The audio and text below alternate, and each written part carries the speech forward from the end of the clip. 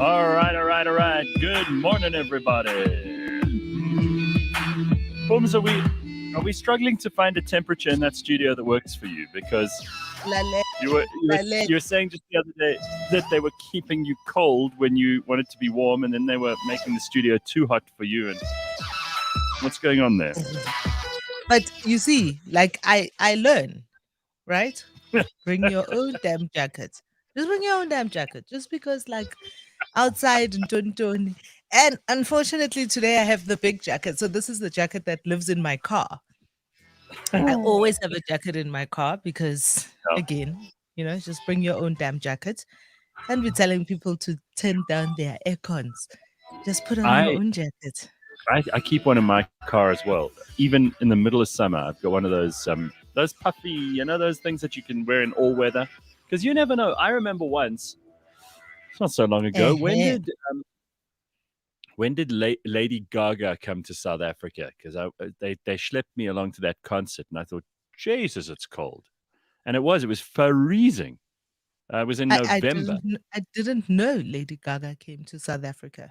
I think it was her. I mean, it was November, and it was bloody cold, and I thought, Whew, need this jacket, and thank God I had one. Ah, Oh, so you got listen here, prepare you. for I it. was in Cape Town a couple of weeks ago, two weeks ago, and I got Mhm. actually got caught in the rain. Oh wow. Okay, that's no good. Did you have And I had an left. I have a umbrella? little umbrella that lives in my car. That lives Yeah, in my car, and a big one in my car, and a small one in my handbag. And I had left it in Joburg, and I got right. caught in the damn rain in Cape. You must always be prepared, Baba. You must always be prepared. Mpho Phalatse, always prepared. That's the motto. Mm. I can't remember whose motto, but I remember it from a kid. So, all right, we've got a lot to catch up on. First of all, thank you for handling things last week on the burning platform. It I was was away. fun. It was I believe fun. you We had. had a very sober conversation with Tatemwele Moeletsi Mbeki. Mbeki. Now Mm. he is one of those people who has been consistently right and consistently loathed or loved by people. Um, unfortunately, like in any part of the world and every kind of person in history or in the present and possibly in the future, people choose their side and they stick to their side, right? And they defend their side to the death, even if their side comes up, you know, in all the wrong places and doing the wrong things.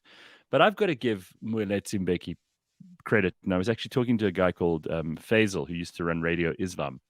He's now at the Yes. Citizen. We were both saying, the thing about Moeletsi Mbeki is that he was very brave. Now, people talk about brave, like he was already criticizing the ANC when it wasn't cool to do it back in his own brother's administration. You imagine criticizing your own brother's administration. That not only, and he's not an attention seeker, Moeletsi Mbeki. He's never done things for grandstanding value, as far as I can tell. I mean, I'm happy to be proven wrong. But I remember him saying things all the way back then, 1999, somewhere around there. He was already worried about the ANC and saying, "Listen, these guys they're fucking up, and here's why." And he already made lots of enemies back then. And maybe he got away with more because he wasn't Mbeki, and obviously the family have a proud history in the struggle and all the rest of it. Their father, a well-known politician, and their mother, this incredible stalwart.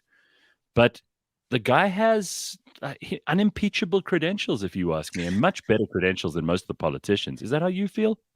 You know what I thought at the end of last week, and Mm, also I wish I could engage with a lot more people on Twitter, mm, but Twitter gives you like 154 characters. I get angry, and then it really yeah. is not worth it. I can't type fast enough, and you've got threads and all of that. But we need we I felt like we almost need to have a show that just prepares all of us about some of the things that these discussions create, and how it's okay to disagree, but it's important to listen, not Mm, from a place of anger or frustration, but just hear the man out. Hear it Mm, out and think it through. I think one of the most amazing things about what we have here at Cliff Central and on this show in particular is we get to have uncomfortable discussions uh, that push us, that also challenge us and make us mad, but in a space that really and truly is free to be able. We don't have to worry about what people say, what the higher ups think, or if we're gonna get shut down. We don't have to worry about that. That's the wonderful thing about the internet. We don't have to worry about that. But it does then mean that we all, in the way that we engage it, right? Just listen, listen, mm. and hear it out. You don't have to agree with Yeah. it at the other end. You don't have to agree with it at the other end. But Mm-mm. listening is also an important skill. Yeah, I had this conversation yesterday with Rena, and we were talking about because we were driving to a meeting, and just discussing how over all the years, all the controversial things I've said and done, and every time there's a major controversy, and they seem to people are way too interested in my opinions, and in my humble opinion, they give too much of a shit about what I think, and when I end up, I mean, people just love it. Some people there, I've got lots of supporters, and I always appreciate those people. Most of them are listeners to the show every week. Um, there are lots of people though that just cannot wait to find something I've said that is unacceptable, and then climb on that because it gets them clicks, right? I mean, I'll never forget, who was it? One of the newspapers. Um, I got into a conversation with the editor, and I said to them, why is it that over the years you guys have published, and I can show you screenshots, 10, 15, 20 headlines about me that are just completely untrue. It's all fake news. And this guy said, because you get clicks, that's it. So we have to, when we publish anything about, it's like Julius, he gets clicks. There are a couple of people in this country who just get clicks. And then I think about what the cost of that is, because obviously all of that is fake news and it doesn't help me. And then I get called names, and, thanks again, Pums, because you have stood by me in all of this crap. And I'm not, by the way, this is not me feeling sorry for myself this morning. You brought up Well, the online experience. So, I mean, it's cost us a lot of money in this business. It's cost us a lot of time and effort, and blood, sweat, and tears. And it's made many of us have to grow very thick skins, including my own staff, who we've had to sit down and explain, hey, guys, this is what happens in the media world, even though it shouldn't be the norm. It really shouldn't. Um, and then when it comes to the bottom line, there are only a few clients who are really brave enough to walk the walk with you, and whether or not they agree with you or not, which is exactly what you just said now, they are there for the free speech element of it. And I have such a hard time sometimes when I hear from people in the mainstream media who say to me, oh, you know, you're controversial, or you're attention seeking, or you're the kind of person who it draws all the air out of the room, whenever there's a controversy. And I sit here and go, look, I promise you, I wake up in the morning, last thing I want to do is cause shit. That was me in my 20s, and it was to get ratings. Now, but listen. So yesterday, yesterday, the 19th of October, 1977, it was also a Wednesday, um, was they call it now here in South Africa Black Wednesday, because mm, that was the day when I think like 7 newspapers were shut down and a whole lot of journalists were just arrested. Just arrested. The government, and the clause was something like, your presence in society endangers it. That is it. Arrested, thrown in jail. sure. And I know. I know.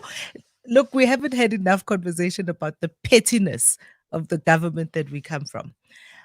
But and yesterday I was in a discussion about media freedom and Mm, about where South Africa sits, because obviously shutting down newspapers and throwing journalists in jail still happens in many countries all over the world. But here in South Africa, it has not happened since we've had this new dispensation. Yes. And and and just talking about media freedom and talking about what people are able to say and what people should be allowed to say and how and where and all of that stuff. Mm, And we spoke a little bit about the platforms, newspapers, and you talk about the mm, clickiness of it, the clickbait. And mm, I was in that conversation, I was thinking, oh wow, media has become a whole other thing. And who yeah, is media and who is a media owner and who is the arbiter of what acceptable, reputable, and all of those things are about has changed so much. And it really is all of us. It really is all of us. And it still is quite like mind blowing for me how far we've come and the future that we're all heading into. And I don't think that, like, so what? Unfortunately, newspapers, because they do things like that, that's why they're losing relevance, right? That's why more and more people are kind of voting with their wallets away from those places. well, are they? Because I mean, there's an article that I read just yesterday about how corporate South Africa has no backbone, and this is true. We know it's true. We brought this up. We brought it up with Rob Hersov not so long ago, who is in business but criticizes business, a rare thing indeed. We've brought it up with politicians. They all skirt the issue because they know that they need these donors, right? These corporate donors. We've got some very rich people in this country who keep those greasy wheels greased, and they're happy to put their money into some pretty dodgy places if it just gives them political cover, because that's all they're looking for. I do want to ask you because I was obviously away last week. So, what are the kind of main stories that I missed out on, if anything? Because I asked the people on the show on Monday, Leanne and Mash, and they just laughed at me and said, "No, nothing. You didn't miss anything." And I thought, "Wow, okay, I can take more time off in the future. I don't have to worry. I don't miss anything. Nothing happened." Is that true? When a lot of things happen every week in this country, so much so that we're like in a tailspin. It's a wonder we don't get Mm. like whiplash. But last week, Monday, which I don't think enough people got to talk about it. Last week, Monday, was the beginning of was the first appearance of Billy Downer and Karen Moon at the Pietermaritzburg High Court Oh, because of yeah, someone sent me a screenshot yes. of it. It looked terrible. It's really Karen Moon. Karen Moon did not look happy to be in court. She's been on this show before, and she was a lot happier on this show than she looked in court. When So people, what many happened? people are not happy to be in court, okay, and Yeah. it's this is why those things, those systems exist, and I wish we used more of them because they are supposed to be they're supposed to be terrible. They're supposed to be a scary experience. It's supposed to be a deterrent for people doing wrong things.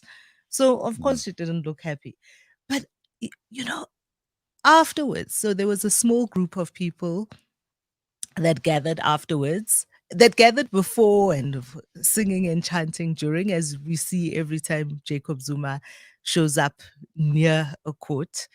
But there wasn't a crowd nearly as large as what we've seen in the past. But there was still a crowd, don't get it wrong.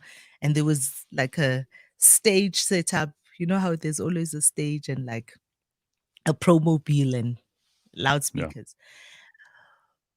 But remember that I think on the Saturday before was when the 15 months of Jacob Zuma's supposed incarceration came to an end. So what we saw was a free Jacob Zuma. Yeah.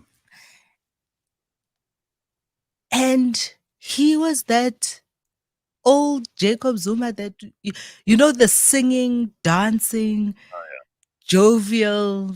Jacob Mm. Zuma that he was before. We haven't seen that. We haven't seen that in a long time. We haven't seen him like that during Zondo. He wasn't that guy. He was that guy again. He was that guy, which for me was so mind blowing to watch because it also, he was oozing that confidence again, and I was kind of going, what is this? Is this what is this? Is this guy like resurgence? He's feeling himself again. He's like Well, what did feeling it make? the. I mean, did you feel good or bad or neutral about it? I mean, what exactly are we meant to feel about Jacob Zuma coming back into his old self? Listen, I don't know. What I feel about it is I feel that it is a awful sign of where we are in our country. An awful sign of where we are in our country because here Like we're is this stuck. man. Say again? Like we're stuck. We're still stuck with Yeah, stories because from he 15 years ago. shouldn't he shouldn't be this guy. He shouldn't be this jovial. He shouldn't be Mm. this happy. And more than that, I'm just like so angry at him and everyone else at the fact that these guys have been tasked with a big responsibility, Mm. not just for our country, but also, in in history, and they've all squandered it. It was very angering for me. And Yeah. nobody said anything about it. The other thing that he said when he was up there, which is another thing that made me very angry, is, he kind of thanked people for standing up for him when he was incarcerated. And I was so mad. I was like, people died. People Mm. died, people lost their livelihoods, the kind Yeah. of chaos and destruction in the wake. And here's this guy saying, Thanks thanks for for doing that, guys. thanks for being my pawns. Thanks for doing that, guys. And I know you can do it again if you ever needed to. And Right. like, that's it. That's it. Like, no, not a word out of his party to Mm. say that we don't agree with this. It was a terrible thing happened and not a word. Everybody just like carried on like it ain't no thing. Yeah. Well, That was when I see any of these politicians of ours looking like they're happy, it makes me very angry because I think of how many people are suffering in this country daily. And I think about what ordinary people in South Africa are going through, and I'm not looking for votes. So when I say this, it's not coming from I need you to support me or I'm trying to sound like a nice person. I don't care about that. I genuinely think that there are huge swathes of South Africa that have been let down in the worst way. And I must tell you something. Whenever I speak to white people who are angry, I always say to them, just hold on a second. And I hate to racialize things. Pums, we don't do that on this show for no good reason. But when I hear white people like at a braai, I hear just a bunch of white. right. It happens. I mean, it happens with everybody. But I hear them going, yeah, yeah, yeah, Cyril's this and Cyril's that. Or sometimes there's still some who like him. And then there's some who complain about load shedding. But they're not complaining about, it's not like the ANC government or black people or any of that shit. Then I say to them, just can you imagine if you're disappointed in the ANC, you whites who probably didn't vote for the ANC? And I mean, I'm generalizing. I said, can you imagine how angry and disappointed black people are who voted for the ANC? Imagine how they feel right now. Because that's betrayal of a far greater kind than the kind that you're talking about. And there's usually this funny reaction from them. They take a step because they've never actually maybe these people have or they haven't, but very often I can tell that they haven't just by their reaction. Is they go, yes. You can see they actually take a moment and they go, wow, yeah, that hurts more. If you did vote for the ANC, if you were promised something by the ANC, if the ANC takes credit for freeing and liberating you, and they then treat you like this, that's much more of a betrayal. And I often think about those South Africans who no longer go to the polls, the people we talk about every week in the Burning That's how Planet. angry they are. That is Yeah, how angry people are. right. So when you complain about, and we have every right, please don't get me wrong, we have every right to complain in this country. Whether you're rich, poor, black, white, old, young, whether you have a job or you don't, we have every right to complain about the way this place has been mismanaged. But just remember That's that how there's angry people are angry. I think people are yeah, angry. And I think when we see that, it, it feels like a slap in the face, right? When you see this guy come up there and be all, yeah, it's yeah, like a big fuck you. That's what it great. is. Look what It's a, look it's a, look what it's you a did for me. They are And I so can't disconnected. They're so do that. disconnected from reality. I mean, it's like that ministerial handbook question that came up yesterday. By the way, did you see? I wanted your comment on this. Let me just find this tweet because I actually screenshotted it and thought I'd discuss it with you this morning. Cameron Dugmore, who used to work with Trevor Manuel, he's a complete lefty, but he is such an ANC guy through and through. Cameron Dugmore tweeted this yesterday after the president uh, changed his tack on ministerial handbooks, right? So he says, this is Cameron Dugmore. I'm going to read directly from his tweet. Thank you, President Ramaphosa, for listening and taking heed of concerns about the ministerial handbook and the benefits of ministers. There needs to be transparency in every effort made to cut unnecessary expenditure. If you want to know what sycophancy looks like, then that is a very good example. This guy's thanking the president. Thank you so much, my lord. Thank you, your majesty. Thank you, please. Thank you for taking your foot off my head. This is what he's doing. He's thanking the guy for doing what should have been a natural instinct of his from the start. Why did the DA even have to bring this shit up? He should have known that ministers should not be getting free electricity and water to whatever their bill is as much as they like, that we shouldn't have deputy ministers in the first place. Not one. We do not need a deputy minister. I'm still waiting. I know you are too, for someone to give me an explanation of what a deputy minister does.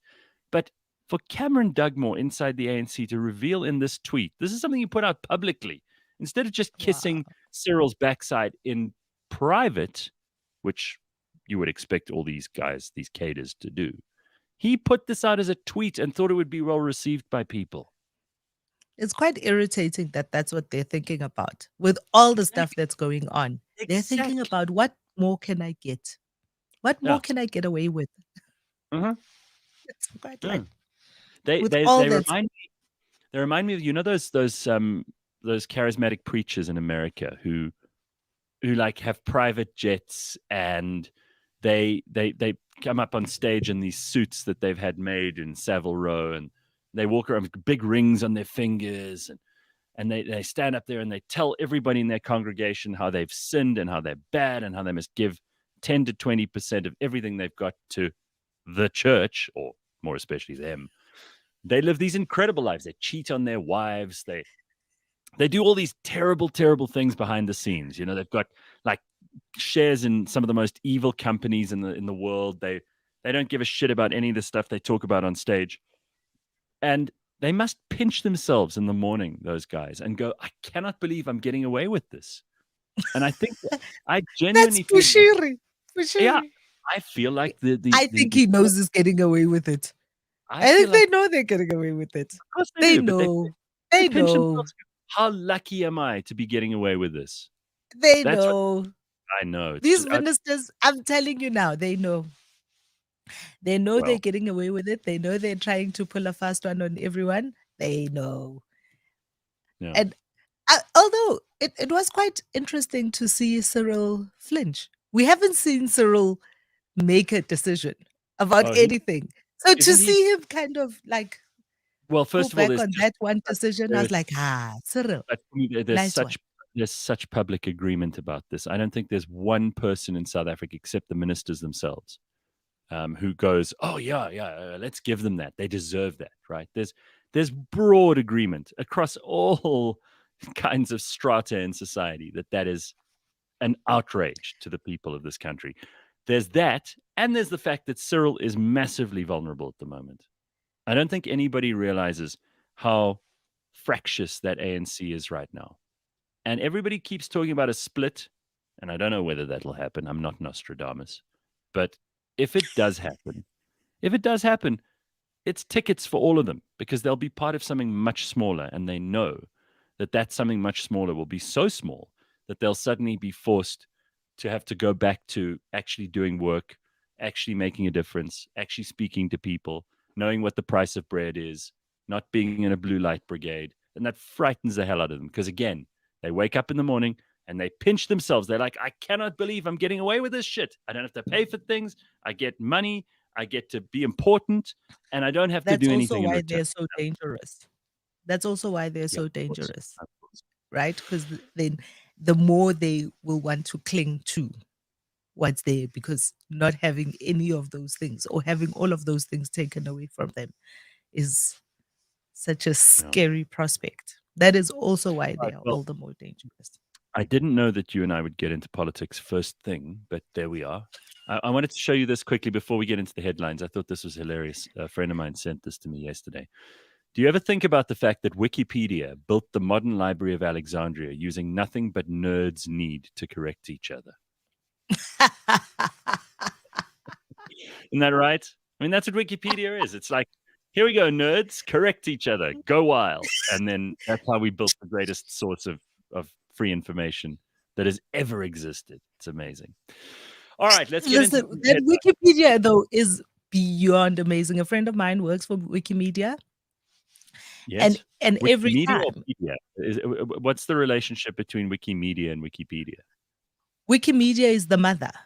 Wikimedia Oh, is the mother that owns Wikipedia. They also have a foundation. They have lots of oh, other little businesses, and just that whole thing, and the fact that it's all and the things that make it work. You know, so when you put a picture, for instance, when you mm, upgrade, when you correct, if you nerd out and you correct something and you put a picture yeah. of whatever and allow it to be free sourced, it makes Okay. the searches of that particular thing so much more hits on it.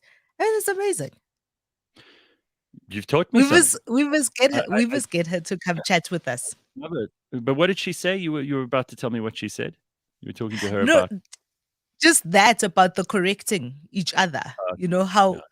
how that entire thing is self-organized and how there Mm, are groups of people who come together like once yeah. a week or whatever to go through particular pages because that is their passion, and go through it every week to check that, to clean it up, to check that no one's come in with like crazy or false information, and if there's Mm, new stuff that they add, like, mind blowing. Mind blowing. Imagine having like a Saturday morning Wikimedia group circle. yeah. I don't love anything that much that I would spend all of my time and not get paid to correct Wikipedia pages. But I love that there are people all over the world who will, and thank God for it. It's still the greatest source of free information, again, in all of human history. Let's look at some headlines this morning. Want to get into a few of these. There's quite a lot to talk about today.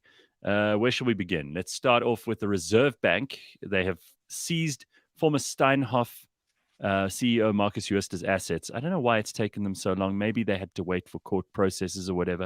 You know, they always say the wheels of justice turn Don't you slowly. remember? Don't you remember Shamila Patoi saying they don't have the know-how of Oh how to God. prosecute. Do you Um, not remember this? oh God. Why are you reminding me? I was just having a nice Okay. day. All All right. right, so Sorry. here it is. I Sorry. mean, listen, for what it's worth, so this guy has a lot of assets. I mean, he was a billionaire in rands. Let me just look at this quickly. So That 5 family years, trust. sure, 5 years after he was found guilty of misconduct and sent Steinhoff shares to almost zero, caused a 95% crash in their value on the JSE when the scandal broke, contributed to a massive loss of pensions, among other things, that were held in government employees' pension fund. So many, many old people saw their money evaporate overnight because of this crook. Anyway, they showed that former executives, including Jooste, inflated the profits of the company as well as the value of their assets. They lied about the balance sheet. PwC further found that the fraud amounted to over 100 billion as executives used irregular, fictitious transactions to their benefit in collaboration with third-party companies. We're still waiting to find out which auditors and accountants signed off on this because they like medical people. So, they do the Hippocratic Oath if you're a doctor. These people, the whole reason they exist is to make sure that what we see on the balance sheet we can take as the truth.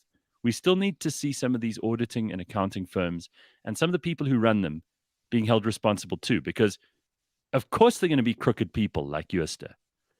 But we rely on the auditing and accounting business to do the right thing. So I'm also going to ask more questions about this. And if it makes, people like, what do they call them? What's the Council of Auditing Accounting Standards? What are they called? Oh, I can't remember. I saw a guy just 2 days ago from there. It doesn't so matter. Someone have tell us you in the watched the comments. documentary yet? Have you watched that No, Showmax documentary yet? Did you read the book? Did you read Rob Rose's book? no, I haven't read it yet. But here's the really cool part of this story is the things that they're taking back from him. So among things, the Lanzerac Wine Estate, which is probably one of the most beautiful places in South Africa, right? It's absolutely magnificent. Historic wine estate. They're seizing that. I just hope that they don't give it to the government. Where They should does now. it go? Well, they'll probably auction it off, try to recoup some of these losses. I would imagine that's the thing to do. He also has a huge art collection. He's reportedly owned a number of valuable Pinnev paintings that represent South African landscapes. And those will be worth a lot of money. Cars, among other things, a brand new Land Rover Defender. We've got a Lexus. We've got some Buckies. We've got some Mercedes-Benz. Saika. Thanks, Tabo and Carl. Saika. South African Institute of Chartered Accountants. We've got to hear what they have to say about this. And there are lots of other things that this man had, just lots and lots of assets that will hopefully now be put up for auction, and then that money will be used to, and in some small way, repay the people who lost all of their value on the JSE when Steinhoff crashed. I just don't want this to be suddenly put into the fiscus as government money, because as much as we expect the government to spend that money on the things that make this country a better place, we know they won't. Surely it does. If SARS is if it's a SARS attachment, well, then the money goes to if SARS. it is, I mean, yeah, that worries me, because we know where it goes then, right? So that's something we must ask someone. Okay, we must ask someone. I'm going to think about. Well, who we want to get on the show, and I've put in a request, is Edward Kieswetter from SARS, because we talk about them every other week, and it's about time we got them on here to stand up and defend themselves. I mean, nobody likes SARS, nobody, but they are on a mission to get themselves sorted out, and I think it's only fair to give them the right of reply. So we will have them on at some point. In other news, we've got Eskom. Do you want to hear an Eskom story? Because they finally forced Brian Molefe to pay back millions into his pension fund. But I think that's an old story that we've covered, or is there an update? No, this is a new story. Remember, he then went to court. This is a new story because it's a development on that. Because Eskom tried to get the money back. He went to court to fight. Okay. Yeah. So this is it's another good news story, because now he has to pay it back now. He's exhausted all his options, and now he has to pay the money back. All right. Well, these are two good news stories in a row, Gareth. Well, then, two crooks paying back money, which is not a bad thing. Not voluntarily, but being forced to by the courts. That's essentially the story. And then we have another I think this is a good news story. The Hawks have arrested the alleged kingpin involved in the theft of Transnet fuel worth over 100 million rand. So apparently they arrested a 35-year-old man who is the head of a fuel theft syndicate, which has been damaging Transnet's key infrastructure just so they could steal the fuel. He was arrested in Pretoria by a multidisciplinary team led by the Free State Hawks Serious Organized Crime Investigation Team, together with Bidvest Protea Coin Security. I like seeing this. This is private and public institutions getting together to make it happen. And the Gauteng Traffic Department, who also played a part in this. So apparently they found two suspects who were arrested on Saturday for the theft of fuel. And these guys led them to this kingpin. So that's very cool.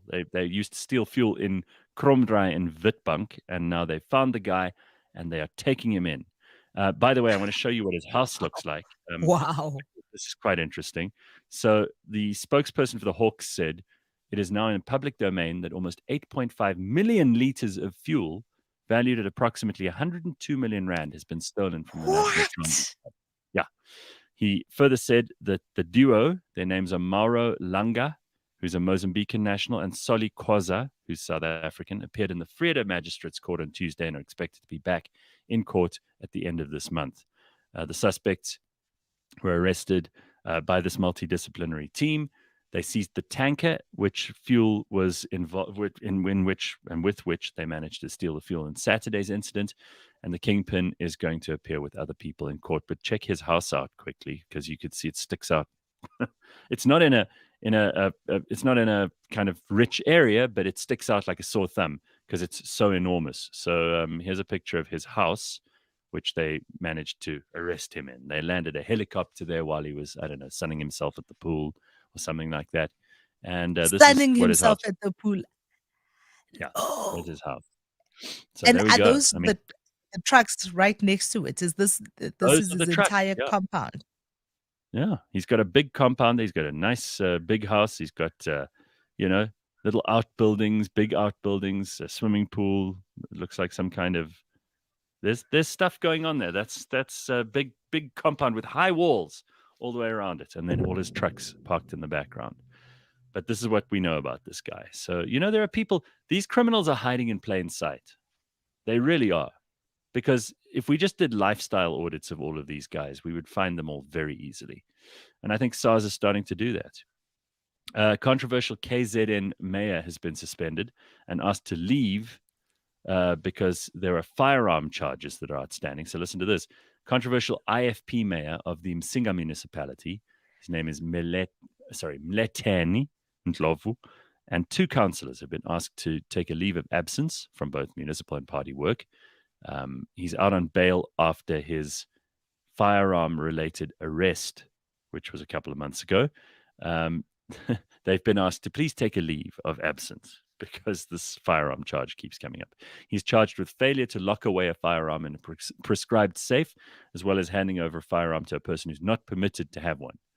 And they've been granted bail of 10,000 rand, but they're not allowed to carry on with their duties in the council until they sort out these charges. So at least there are little things that are starting to happen that show that there are consequences, to people in politics breaking the law.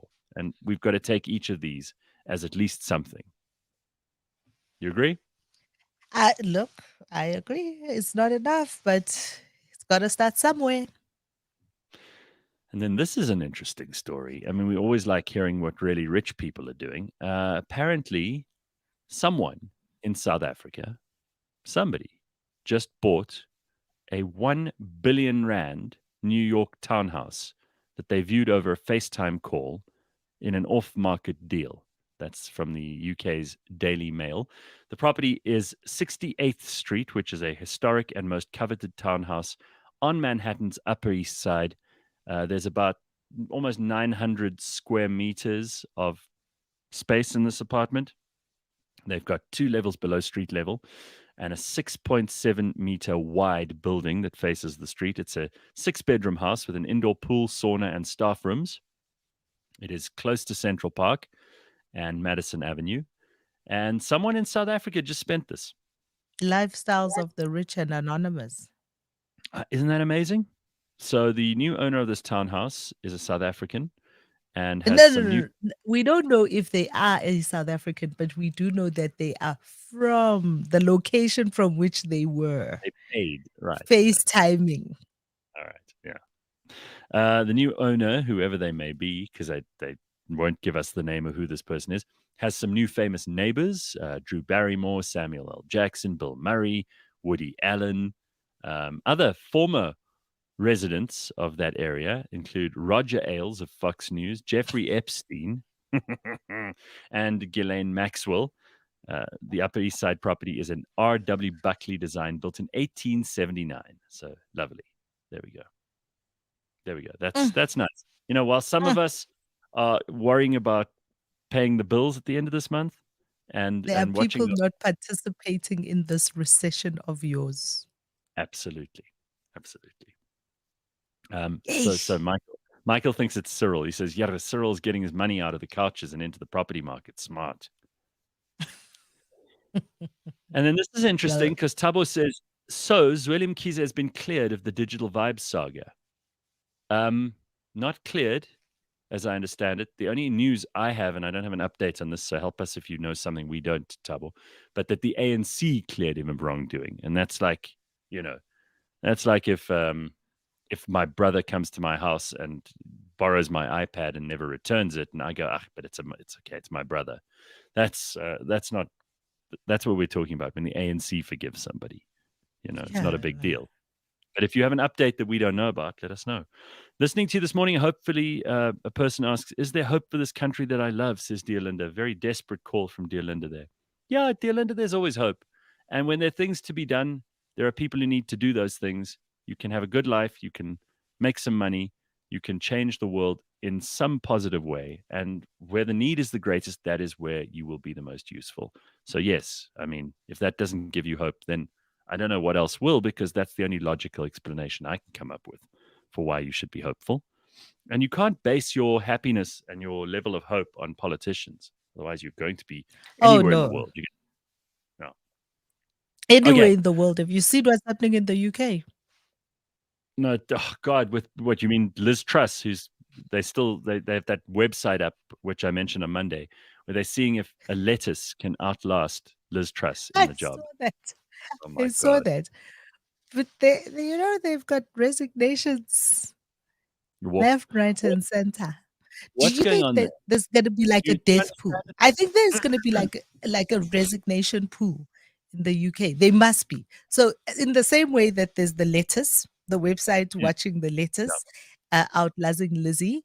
I think that there's probably people out there who have a bit of a pool. That's let's see who's going to last the longest. People are just like yesterday there Well, was a resignation. Braverman, I think her last name is, yes, resigning about she's a more right wing Brexit type, isn't she? sending an email, like resigning about sending an email from a private email address. When I read Hmm. that resignation letter, I thought to myself, there's something bigger here, and it's coming. We just this is her like trying to have a clean exit, but there's definitely something bigger happening over there. Well, I mean, if we always thought that it's the system that's better than our system, but the British system is clearly not delivering the goods anymore. And I mean, while all this is going on, Boris and his wife are chilling on a Caribbean beach or something. Pictures of them walking on the beach.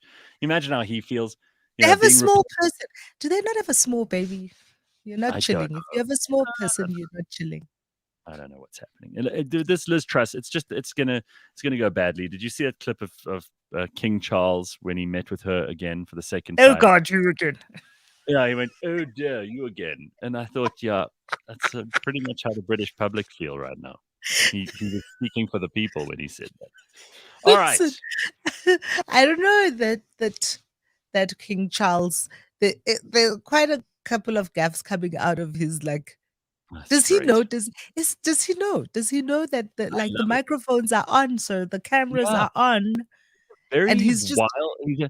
He's a wild and eccentric old man now, and that's what he's been for years. I mean, he think about who his is. father was. His father didn't give a shit what he said. I loved it. One of the reasons I love Prince Philip is because he couldn't have given a damn what people thought of him, and he said really, really outrageous things all the time. And I think Prince Charles has got some of those genes in him, King Charles. So I'm thrilled. I love it. The more eccentric the English king or prime minister is, the more I love them, because that's what you want from English people. Eccentricity is their hallmark. That's what you need from them. You know, it's like from Americans, you need this blustering, self-assured, self-confident noise. That's what you need from Americans. Everybody's got their thing. So let's give the British their chance to be British. I like it. Okay, Other stuff in the news that you need to talk about. If you've got any stories that you want us to discuss this morning, I would love to hear from you. And you can tell us what's on your mind today before we get stuck into the burning platform, which, of course, is going to be a big deal today because we've got Mpho Phalatse, who has been the mayor and now she's not the mayor. And she's trying to be the mayor again. And she was actually in court just yesterday. Yeah. So we'll find out how that went. Here's something interesting. Congo Chris says they're renaming the Royal Postal Service to Charles I Post Office, or C3PO.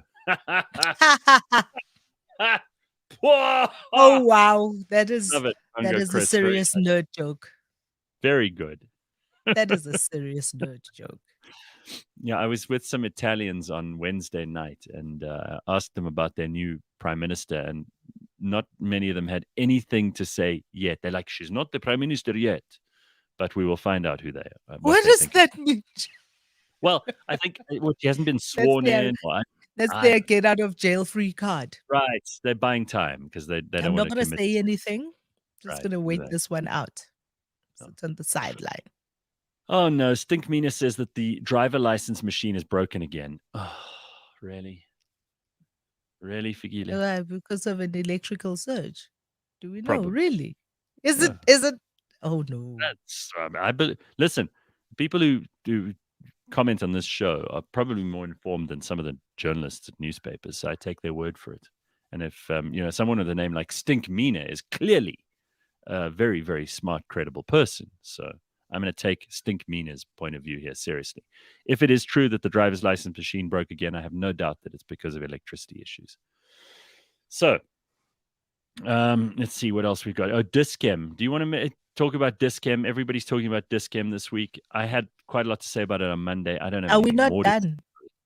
But did you see their pathetic response? I mean, Jesus, someone at Dischem needs to be taken in and given PR training. They put out a letter which basically said, "Dear everybody who's cross with us, we stop being cross." No. They said, "We apologize. We apologize for having leaked. We apologize that you had to see that this is our policy. In other words, we're really sorry that you found out. Not that we're sorry or that we think that we got a racist policy in place here, or that the policy itself is something." Yeah, they're like, no, just forgive us for letting you know about this thing that you weren't meant to know about. I mean, it's kind of pathetic. It's a rabbit. It's rabbits. It's rabbits. You mean distractions? It's rabbits. When Phumi talks about rabbits, he's talking about distractions. Oh, Carl says Dischem is great at the moment. Very short queues. I did see the share prices dropping, which is interesting too. I just think we've got to, if you really believe something, just act with your money. This is what people all over the world have done. If you feel strongly about something, don't spend with a company that doesn't agree with your values. And if you have a problem with them or you don't, if you think it's fine that they do this, then go and support them. If you think that they're awful people and that they should be punished, then punish them with your money. Don't go and spend it there. That's all. Because we can't be in charge of what other people do, but we can be in charge of how we respond to it. Very good. Very, very good. Excellent. That's it. That's my motherly advice today. Dogozo says, what did Dischem do? Well, there was a memo leaked from the CEO of Dischem that basically said, we're not promoting or hiring any white people. So white people need not apply. But the problem is he wrote that down and put it out in public, and now people are furious. They're like, oh, well, that's straight up racism. And it is. And now Dischem is saying, no, but it's the policy of the labor policy. It's very difficult. And we're sorry that you even had to see that. And it's all very embarrassing. It's very silly. Joking atheist says, so a nun, a rabbi, a lion, a zombie, and a leprechaun, a goldfish, a space alien, a pair of Siamese twins, and a blonde walk into a bar. The bartender looks at them and says, is this some kind of joke? Hang on. Here we go. Okay, very nice. What can I say? Phumi, have you noticed all these bots that have invaded the comment? For you. Have you noticed these bots that have invaded our comment section with best adult dating site, blah, blah, blah? come up in the This comments. happens every week. I know. Now, we're not the biggest platform in the world, and this happens to us every week. Can you imagine how difficult it is if you're one of those people with 1 million followers on something, 1 billion followers, it's a couple of 100 million followers or whatever?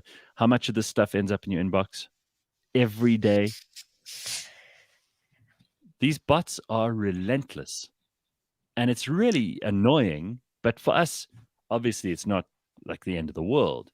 If that is all you're getting in terms of communication, because let's say you're Selena Gomez or someone like that who's got just hundreds of millions of followers, I wonder what it feels like to just spend most of your time scrolling through nonsense that's been posted by and generated by artificial intelligence and by bots that have been given certain keywords and are just seeking out the most popular accounts in the world and just flooding them with bullshit. I mean, it must be very difficult to find an actual comment in all of that.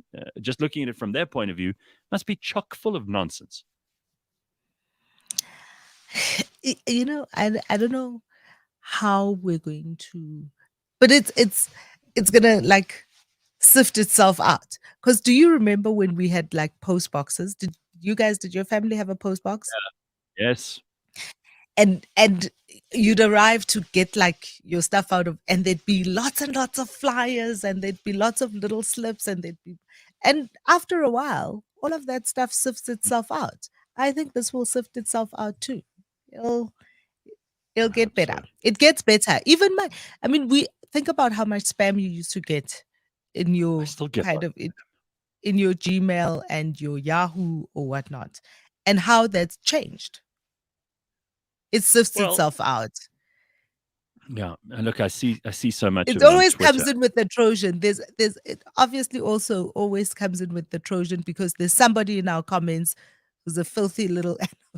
I'm joking. Yeah, that's who's probably what it is. The person that they're following. Exactly. This person. Oh, look where they are. This must be this kind of thing. Yeah, that's how they found us. All right, very good. That's all we got time for in this hour. We're going to come back with Mpho Phalatse, and we'll talk about the former mayor of Joburg and what she's going through at the moment with this court case, what's going to be happening. We got lots to discuss with her, so all of that's on the way.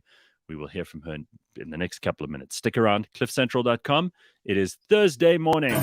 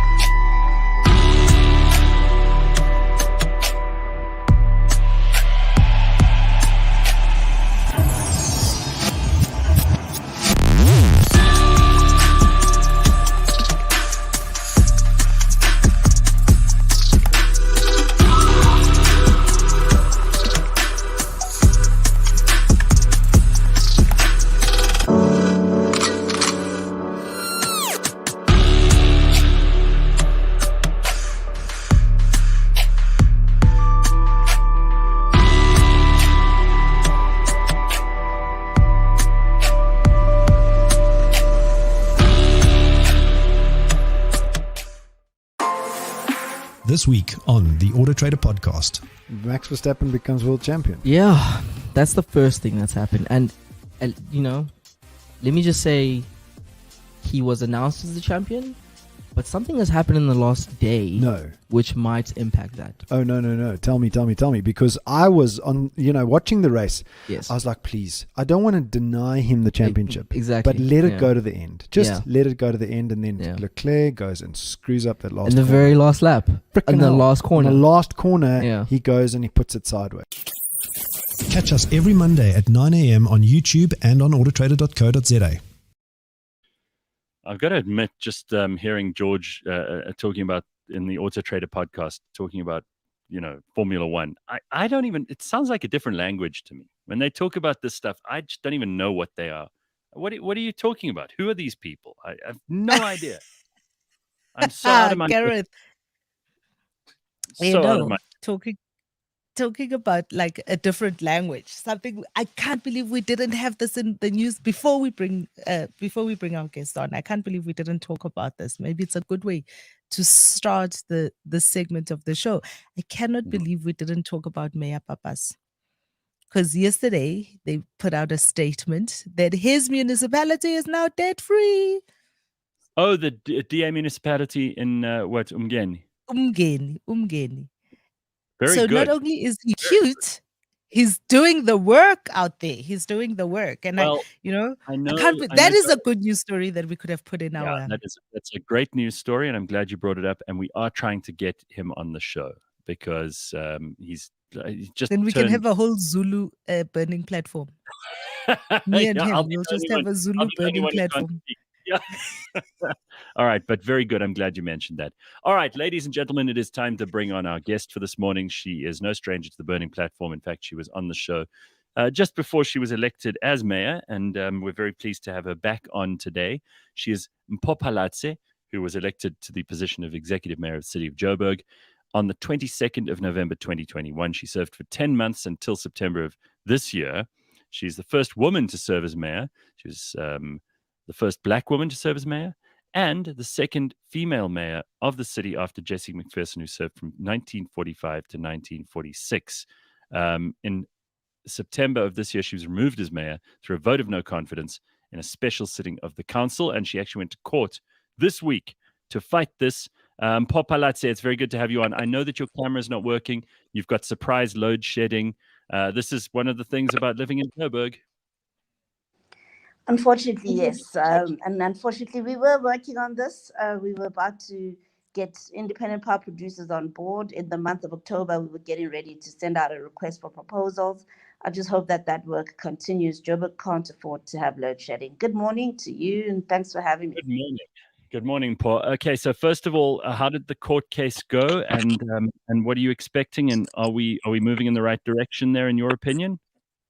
I think it went really well. I was quite positive when I left. Obviously, judgment has been reserved for now, so we're still waiting for an outcome. But just judging from both submissions, I think we have a very strong case. So yes, I'm positive that we'll have a favorable outcome. Okay. I went to... Gareth, maybe let's talk a little bit about the case. Morning, Mpho. And I think, tell us about your case. Guys, look who's just walked in.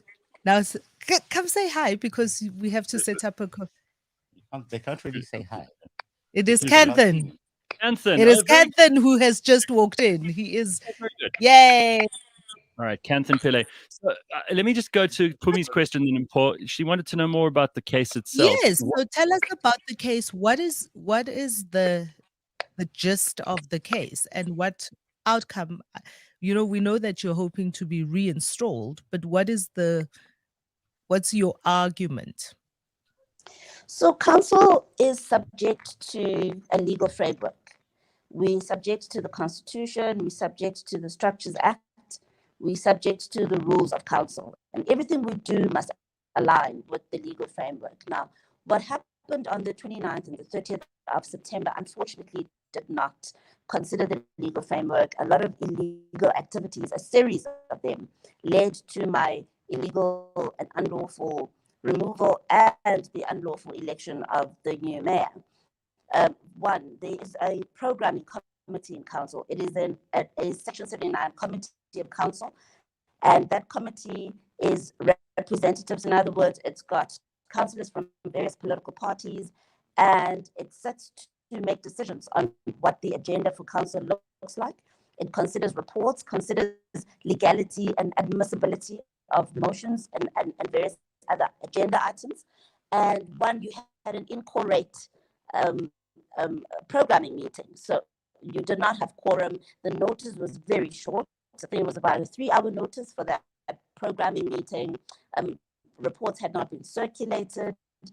There was an inadmissible motion that was brought to that programming meeting, a motion that they used to ask me, which had served at a previous programming meeting and was deemed inadmissible. Listen, Mpho, I'm going to ask you a big favor. You sound horrible on this line. I'm just going to let Simphiwe get you back on, because it's breaking up really badly, and I know that you've got no electricity where you are, which is why we can't turn on your camera either. But we'll try and get you back on. It sounds really bad. Yeah, because I think it's important to understand because it is a procedural. Reading up about it, trying to understand all of the stuff that is going on and being asserted. There's a conversation to be had about how much power the judiciary has in this respect and how much power the voter has. And so it's important to understand for me, I think our listeners need to understand the procedural aspect of what it is that Mpho's fighting, because what she's fighting is about procedure. And I'd really like to hear what her views are about. And also, I'd like to ask, so if the procedure didn't work out this time, what's to stop them from just doing another vote of no confidence once she wins this case? It installs herself back in, and there are enough people to say, well, we want to throw you out again. Mpho, are you back? There we go. Let's see if that's any better. Mpho, can you hear me? I can hear you. Much better. Yeah, much better. I must quickly tell you, Mpho, before you answer Pumi's question, and I know you were halfway through your answer when we cut you off. I was at a dinner on Wednesday, and David Gao, the comedian, said he loves Joburg, and it's such an interesting place. We're the only city in the whole world where the mayor arrived in a light brigade and left by Uber. And I thought that was pretty hilarious. Do you get a lot of that in your social media at the moment?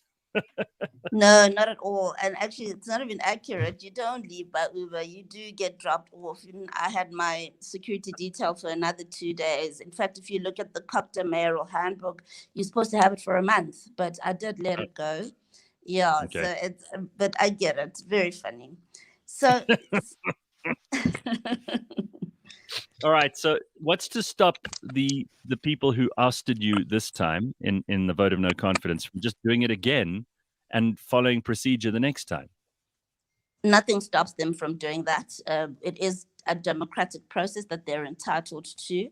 I don't have issues with that. The only issue I had was the legality of the ousting and the legality of the election of a new mayor. That was the only thing I was questioning. So should they bring it back, which I know they're already planning to bring it back, that's fine. That process must unfold. We'll see what the numbers say. If I'm ousted legally, then I will accept I've been ousted legally. Okay. All right. How much progress did you make in those few months when you were mayor? And again, I can hear your line deteriorating over there, but we'll give it a try anyway. So in 10 months, how much progress did we make? We made a lot of progress, and that's why this is so unfortunate, because we're seeing it being undone already just in the last 2 weeks. So we had set out 7 mayoral priorities. The first one focusing on getting the basics right, getting our electricity supply stable was very top on our agenda. We had a 2-day energy indaba in May, very successful, where we invited the private sector to come and partner with the city to stabilize our energy supply. And through a series of events from then on, we were about to issue a request for proposals this month in October to invite them officially to partner with the city. This was going to offset load shedding. It was going to stabilize supply. It was going to go to areas that did not have supply previously, and so on and so forth, and hopefully also bring down the price of electricity. So that was quite a big win for us. In terms of water, we also invested quite heavily in the water infrastructure. As you know, there's a water crisis currently in the city, and a lot of it has to do with the infrastructure backlog. So we had really in our budget that kicked in on the 1st of July, invested quite heavily in starting to address that. But we're also looking at partnering with the private sector. So there was quite some developments through our PPP office in that regard.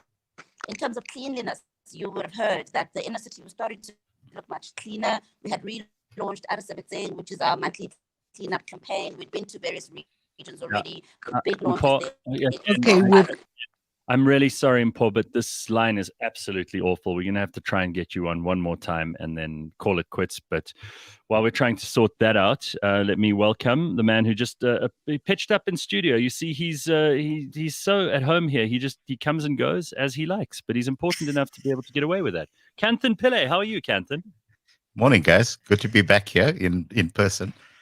It's good to see you. I'm the only one who's not in my studio. Very nice. Suddenly you've both gone dead. Simphiwe, why are the mics on mute?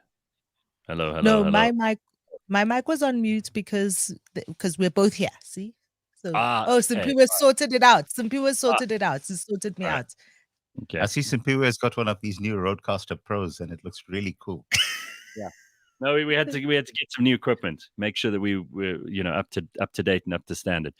So, all right, Kanthan, if we do manage to get Mpho back, it'll be good to have her on because I'm sure there's still lots of questions. We only really scratched the surface, so we'll prioritize her, and then I've got a few questions for you, and there's lots of things that the listeners want to ask you because you've been absent for some time now, and there's plenty of international stuff we want to get into.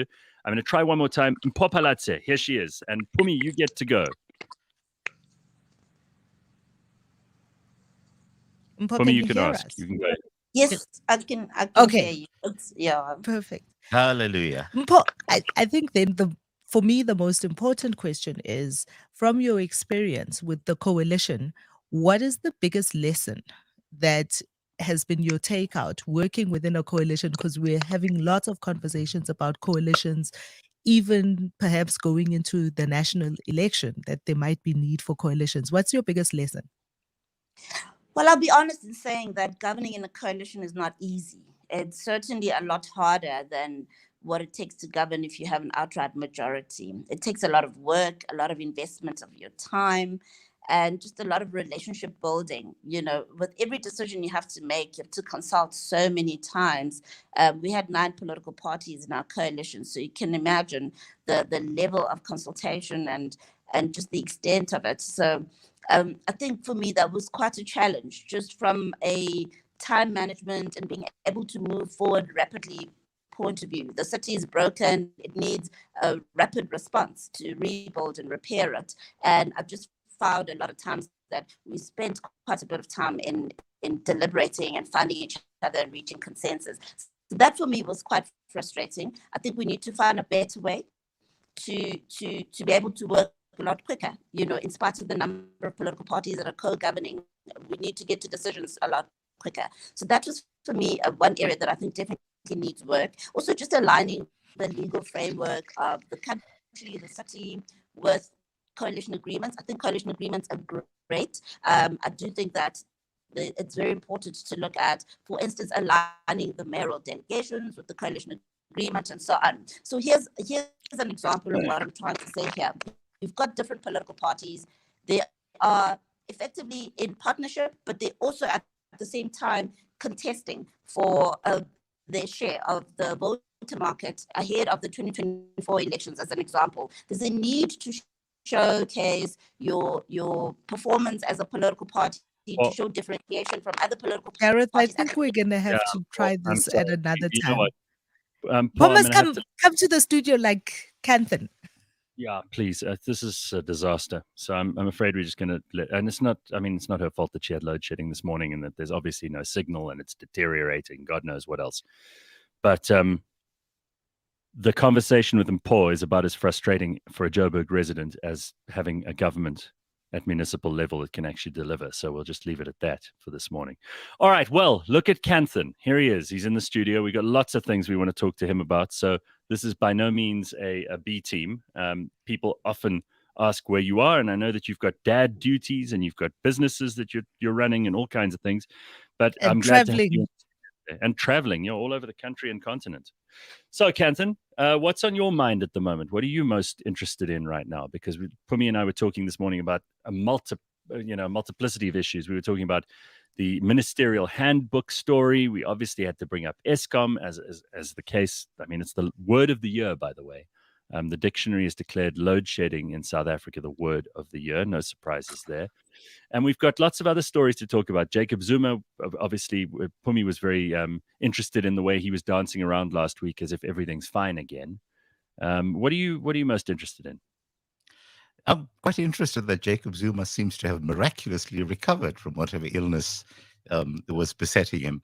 But guys, before we move on from Dr. Mpho Phalatse, one of the questions that I'd raised, and I've messaged Helen Ziller about this as well, is why do we not craft coalition agreements so that there are real financial consequences if people actually end up breaking these agreements? Because essentially you write into the coalition agreements that if any person ends up voting to break the coalition agreement, that they become personally financially liable to be able to pay a compensation. And it's just a thought that I'm tossing out there, because you see, one of the issues that we have right now, and this is critical in terms of the way in which the country as a whole gets run, we don't have any personal consequences for dereliction of duty. So just think across the board. Right. You have our minister of our purported minister of tourism, who is busy not doing anything about tourism. There's no accountability. What are you talking about? She's on tour to the Northern Cape. Yes. She's hosting a block party. I mean, Jesus. Really? Kanthan? Yeah, well, isn't this true right across the board? I mean, from Cyril all the way down, there are no consequences for people who don't do their job. Correct, but it's really difficult to enforce those consequences at a parliamentary level.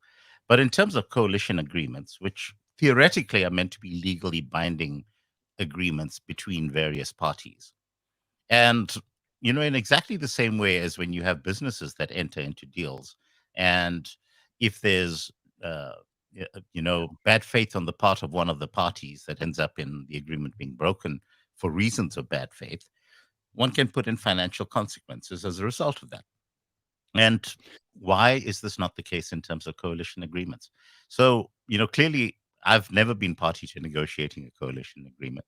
This is going to be something for the lawyers to have to take a look at.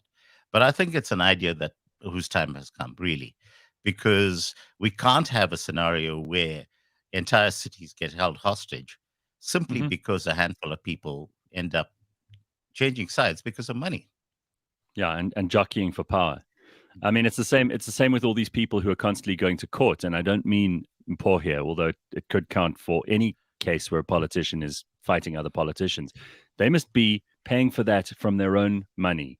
They shouldn't be allowed to use, whether it's the former president or whether it's an MP or whether it's a municipal mayor or whoever else, they shouldn't be able to use state money to fight legal battles. I would like at least a percentage of any of these legal costs to be paid by them.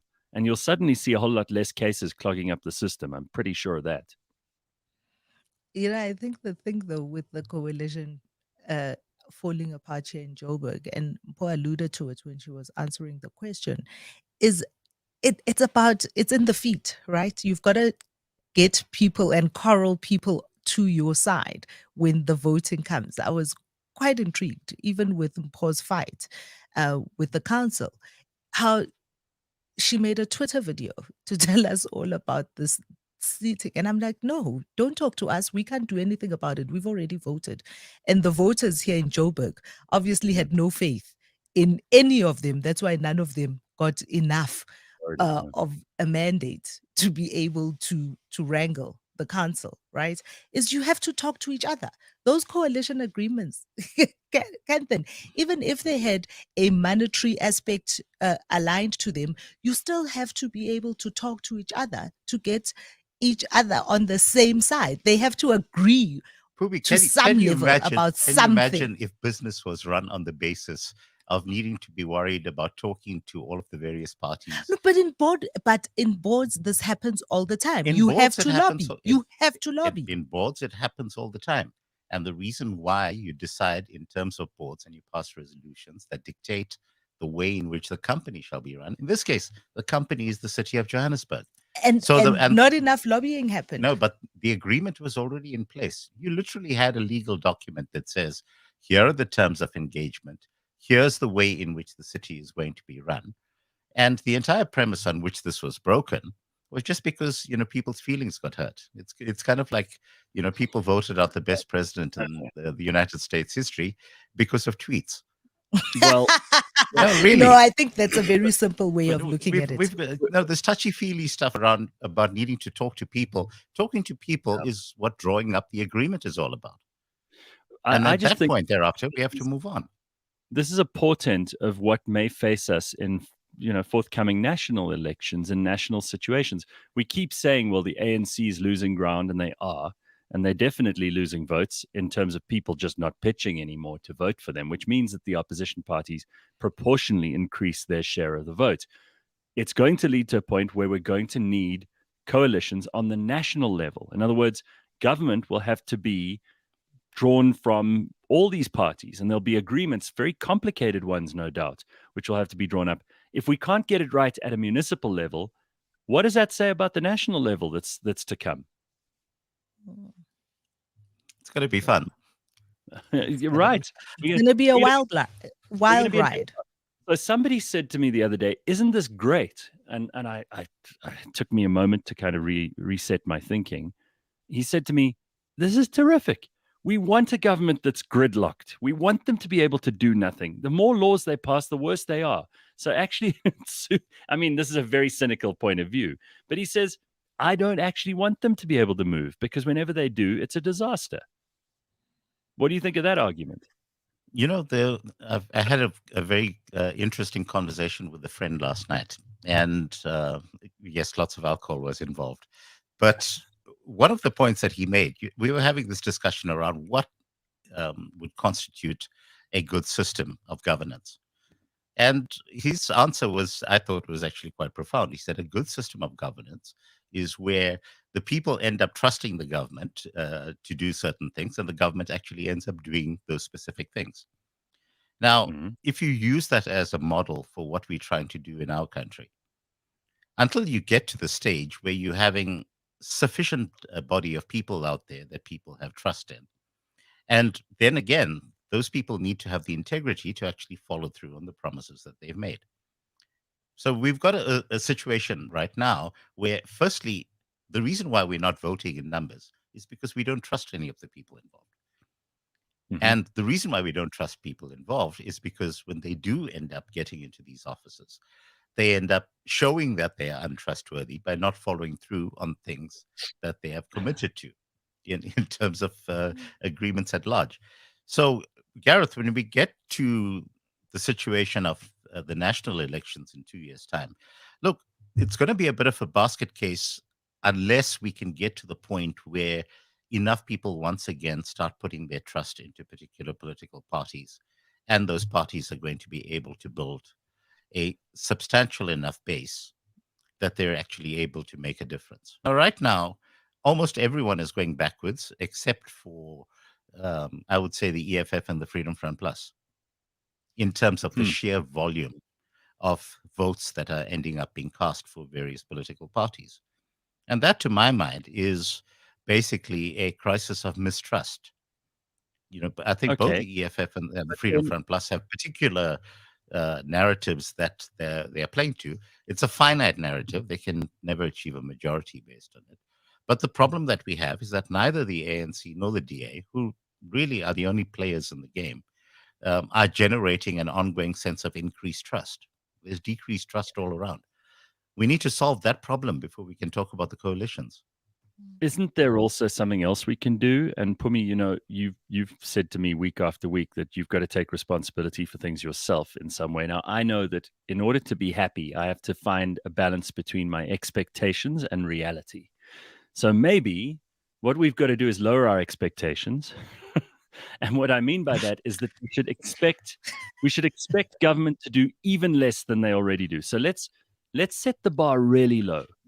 Let's say we don't want anything from our government, any wild, numinous, crazy, big, hairy, audacious goals. None of that. We don't want any of those promises that they go around campaigning for. We want them to say roads, electricity, water. Just 3 things. Those are all we want from you. We don't even want you to protect the borders because you're not doing that. We don't want you to have foreign policy. We don't care about that. We're not interested in anything outside of roads, electricity, and water. Or maybe we should say jobs. Maybe jobs is the only thing that we want them to campaign on. Wouldn't that make it easier? I will put to you, Gareth, that large numbers of people in South Africa already have a very low bar for this government. Yeah, you're probably right. A huge part of our population already has a very low bar for this government. And it's part of the reason why they have opted out of the voting. It's because the bar is already that low. And that only works for some people. It works for some people who and the chaos works for some people, and they get richer out of the chaos. And for those people that are left out of that have been left out of the system, the chaos gets more and more. And unfortunately, it is a no-win situation. We're not going to win. The country does not win when we have those two polar opposites living next to each other. Okay, I think it's well overdue that we turn our eyes to the other parts of the world, because we can be very insular on this show, but a lot of people get very annoyed when we talk about international politics too much. There's a balance, and it's always nice to have Kanthan here because he brings in some interesting points of view about places that we don't often talk about. Let's start, though, in the most obvious place of all, the United States. They've got their midterm elections coming up just next month. And this is going to be a very, very difficult time for the Democrats, who have currently got the Congress, they've got the Senate by 1 vote, and they've got the White House. And they've been stuck. I mean, they have certainly passed enormous spending bills, which they can ratchet up as an achievement, although that's the biggest contributor to the inflation that they're currently suffering from. In the US, Kanthan, Phumi, what do you think of what's going on in American politics right now and its downstream effects on the rest of the world? And especially, I'd like to hear what you two think of the ongoing conflict in the Ukraine and Russia and how that may be resolved, if at all. If it will be resolved. I think the US politics is a wild ride at the moment. Actually, almost everywhere in the world when you look at it, right? There's so much instability and so much chaos and so much polarization that it's, for me, watching from so far away, it's very difficult to call it. It's very difficult to peg where it's going to be. These midterms are going to be fascinating to watch because it does have, as we've spoken with Kanthan on the show before, it has ramifications like worldwide, right? It becomes about what Joe Biden can and cannot do. It becomes about the view also of the world and what's happening with the US. It sends signals to Putin, your friend, Kanthan. And the chaos in the United States is not good. It's not good for you talk about Ukraine and Russia and what's happening over there. All of that is hanging at the balance, and I don't know which side to call it for because it's so wild. The world is more unstable and more unsafe and completely in chaos because of people like Joe Biden, who's busy eating ice creams and telling reporters that everything is fine. The US economy is strong as hell. Those are his exact words, while he's eating an ice cream and forgetting his own name and peeing in his diapers. I mean, really, is this the kind of leadership that the world deserves? Kanthan? Interesting stuff that's happening right now in the US is there is a realignment that is taking place. And the more crucial thing that we need to be taking a look at in terms of the midterm elections is not whether the Republicans end up winning the House and potentially the Senate as well. What we need to be looking at is which Republicans end up winning. And this is a distinction that most people are not actually paying attention to, because right now, essentially the Republicans and Democrats, when you get down to the core issues, and the core issues in this case is supporting the military-industrial complex, they actually speak in one voice on this. So this is why the Republicans and the Democrats, almost without exception, vote for aid to Ukraine on an ongoing basis. Because that is where the money trail is. That is where the military-industrial complex actually goes. And so that is the core of what the American political establishment is all about. The issue that's coming up in terms of these midterms is that you now have a divide in the Republicans between those neoconservative Republicans and the Trump Republicans. And Trump has been going around the country campaigning on behalf of people that follow his agenda. And the interesting thing that has happened over the past week is Tulsi Gabbard, who you might remember was the person that I thought was best equipped to be president of the United States. She's ended up jumping ship from the Democrats. She's declared herself to be an independent. But what's interesting is that she has now been going around the United States and campaigning on behalf of Republicans. And she has been campaigning on behalf of Trump Republicans. So we have a very interesting scenario that's coming up in terms of these midterm elections, where if you have a significant number of Trump Republicans who end up winning seats in these elections, I think you're going to have a real shift that occurs in terms of U.S. politics. If that doesn't happen, there's not going to be much of a difference because, historically what tends to happen is that presidents will go into their first term with, control of everything. Obama had that scenario up front as well. So did Trump when he became president. And generally, they're not able to do anything useful with it simply because of the fact that they have conflicting interests that come to play. The crucial thing in terms of what Biden is doing right now, as far as I'm concerned, is the absolute mess that he's making of Europe. He is literally bringing Europe to its knees. Now, you look in terms of what came out from Germany and from Sweden around who was responsible for bombing the Nord Stream pipelines. And let's be very clear, they were bombed. Now we have Sweden saying that they are not going to take part in the investigations because they have information that they don't want to divulge. You have Germany now saying that they know who was responsible for destroying the pipeline. So in that scenario, we are very clear that it was not Russia who was responsible for doing so. Because they would have jumped on that immediately. They would have jumped on that immediately. So the logical deduction that we can have in this situation is that it was the United States that was responsible. And frankly, the US is one of the few powers, well, potentially in collaboration with the UK, because they both have access to those submarines, and to be able to go down there and to plant charges that will cause devastation at that level to concrete that is 1.5 meters thick. Yeah.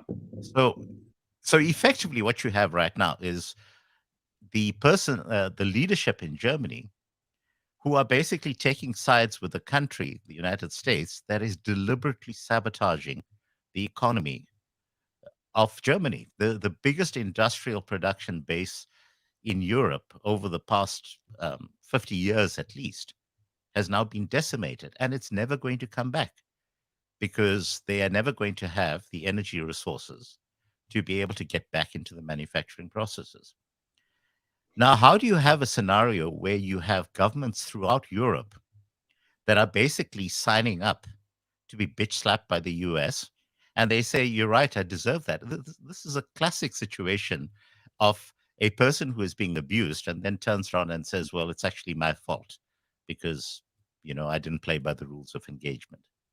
Right. So Russia has got nothing to do with any of this stuff. What is happening is that the US is actively engaged in the process of destroying Europe and everything that Europe stands for. And I can't see a way out of that in the short term. Well, this is something I really do want us to discuss is how do we get out of this conflict? Because at the moment, Zelensky has a blank check from Joe Biden, and he's been assured that he can put his his particulars of what he'd like to see come out of this down and they will be followed to the letter. They're not giving Vladimir Putin any honorable exit from the conflict being ratcheted up and up and up. Clearly, the Crimean, Luhansk, Donetsk, these areas, we can come to some arrangement, but nobody wants to. And the more they push Putin into a corner, the more dangerous he's going to become. Are they actually willing, this Western alliance, are they actually willing to push him to the point where he uses a tactical nuclear weapon? Because that seems to me to be the only conceivable exit for Putin if you don't give him one of these more honorable and dignified ways out. Or am I wrong? Guys, you're wrong. Putin does not need to use a tactical nuclear weapon because the sheer volume of conventional arms that Putin has at his disposal is enough to obliterate all of Europe. Seriously, whatever you might read in terms of this particular war, and this is really the Schrodinger's cat of wars that we have right now, because Putin doesn't have enough missiles. Putin is bombarding people with missiles. Putin's economy is collapsing. Putin must be sanctioned because his economy is getting too strong. And you keep getting all of these mixed messages, but drill down into figures that get released by the Pentagon themselves. And they say that simply based on existing stockpiles, Putin is able to continue bombing Ukraine at the current extremely high levels that they have for a year without replenishing his stockpiles. So let's just park that aside for a second, because recognize that if Putin decided that he wanted to flatten Ukraine, he would be able to flatten Ukraine tomorrow. He does not need tactical nuclear weapons. And the thing that Putin has committed to is he said that they have a no first use doctrine. They will not end up using nuclear weapons unless it happens to be in defense.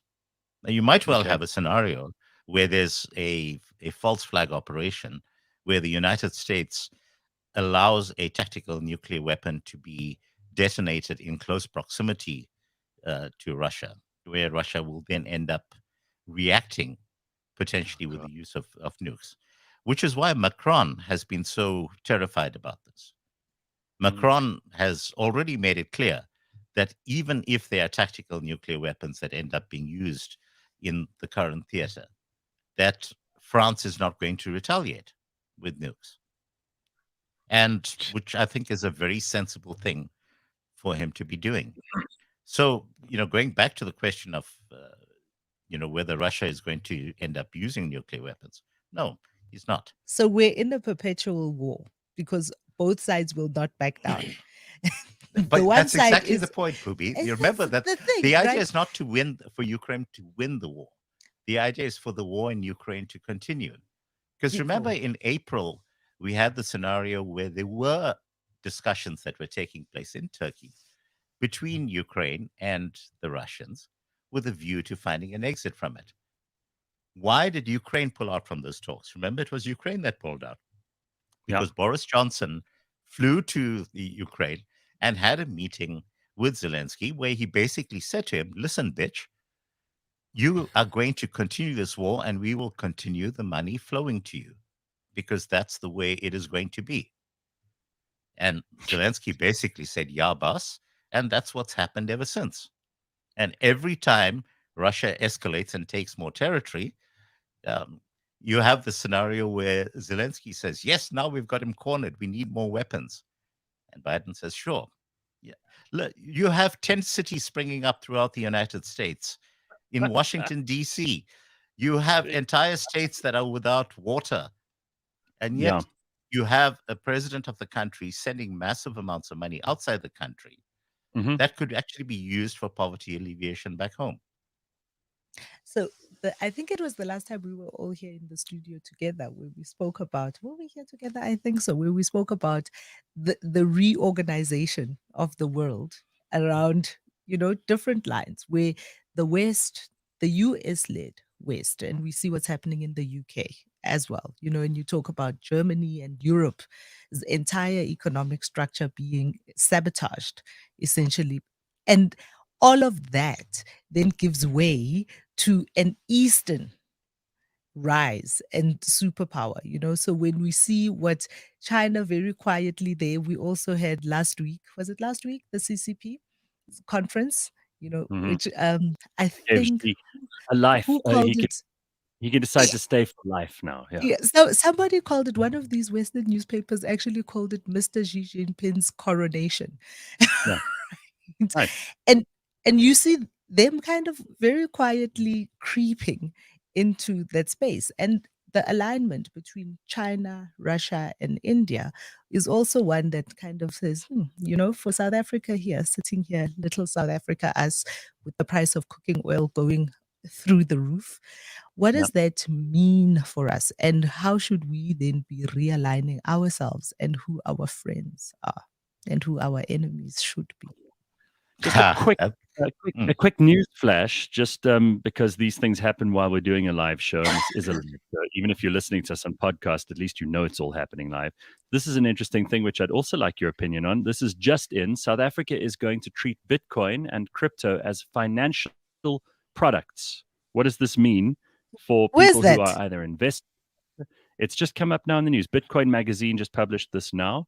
And this is, they're one of the most trusted voices in Bitcoin, and they have the world's largest Bitcoin conference. They've just published the general notice in the government gazette that says declaration of a crypto asset as a financial product under the Financial Advisory and Intermediary Services Act. What does this mean? Our Reserve Bank governor has been talking about this for, I would say, about the past 5 years at least. Mm-hmm. And Kanyako is, we've discussed him on the show before. I actually rate him quite highly in terms of his knowledge of financial systems and the task of the Reserve Bank and so forth. Look, the devil is going to be in the detail around how this actually gets implemented. But to give a very specific example, if they are going to be following what has been done in India, where essentially they impose an upfront 30% tax on all profits from crypto. Right. That's the framework that they're currently working in out there. I don't know what sort of framework we will end up having in this country. The issue in terms of crypto really is that you can have your crypto stashed away in a crypto wallet, but it's the point at which you want to end up converting the crypto and making use of it as your fiat currency. So in other words, if I want to take my Bitcoin and convert my Bitcoin to rands so that I'm able to, buy a loaf of bread, that's the point at which the government gets involved, because the banks that would need to effectively issue the rands in exchange for passing on money to the exchanges, or Luno or Valo, or whoever that happens to be. Right. That it's at the point of that transaction taking place that they're able to do things about it. So I wouldn't at this stage be too concerned about what's happening in that space, Gareth. One of the useful things for me is that markets need certainty. And if you have a framework that says there's a 30% tax on profits, then people will end up living with that, because that's bringing certainty to the market. Yeah, and let's just be clear that Kanthan is not saying that is what they're saying in the government gazette, that there's a 30% tax on profits. It's also just defining crypto in terms of the law in South Africa. And for the first time, there's going to be some clarity around that. So I think there'll be some headlines out in the next couple of days about what that exactly means for cryptocurrencies in South Africa going forward. And I think any kind of clarity is probably a positive thing. So let's watch that as it grows as an issue. But it's always something. Just translating that to what we were saying to the larger global scenario, it's interesting for me that Bitcoin in particular has been holding relatively steady in US dollar terms. So it's been hovering at around that $20,000 mark now for an extended period. So even though currencies around the world, well, the exception of two currencies, have been plummeting against the dollar, Bitcoin has actually been holding its own in that space. Correct. By the way, guys, here's a trick question for you. Which is the best performing currency in the world right now? Someone told me this, and I can't remember now. I know the strongest currency in the world, I think, is the Kuwaiti dollar, Kuwaiti dinar. What is it? No, I'm talking about which has been the best performing currency in terms of appreciating against the US dollar. It's the Zambian kwacha. Really? Oh, I saw that. I Yes. actually saw that. It has been the Zambian kwacha. It fairly recently overtook the ruble as the best performing currency in the world. And Unkgopotse Sekgale in the comments gets the prize. Aha. Well done. What is that from, Kanthan? What is causing that? It's an interesting question, Gareth. We could probably spend a while talking about what's going on there. But effectively, Zambia ended up toppling the party of the revolution a couple of years ago. And so they've actually had good governance over the past period. And their economy has been steadily clawing its way back. They've had major investments from the Chinese going in there at the level of infrastructure and lots of stuff. But essentially, money that would formerly be squandered is being plowed back into the economy. And it actually shows what can happen if you have a modicum of a good government in place. But, fundamentally, they needed to get to the stage where they had enough of a base of faith in their government to be able to, in a party, to be able to vote them into power. Which is really the thing we need out here. This is what we like having you around for, Kanthan, to talk about interesting things like this that we wouldn't uncover in the normal day-to-day headlines. All right, so tell me quickly. We literally have like we literally have like 13 minutes left. So in our 13 minutes, we have to talk about this rising Eastern kind of coalition happening. Okay, I think we'd be wrong to call it an Eastern coalition. Rather think of it as a coalition of what people used to call the non-aligned countries or the global South or all of that type of thing. Mm-hmm. But look, BRICS as in its current form is going to be growing. Okay, I think that we can take it for granted that Iran is going to become part of BRICS. Okay, as a starting point, I think when Cyril was in Saudi Arabia, having discussions with MBS as to how we treat the media, he also, raised the subject of BRICS, and it's very clear that MBS has raised with him the question of the Saudis becoming part of BRICS as well. I think that we can take it for granted that Nigeria is going to become part of BRICS as well.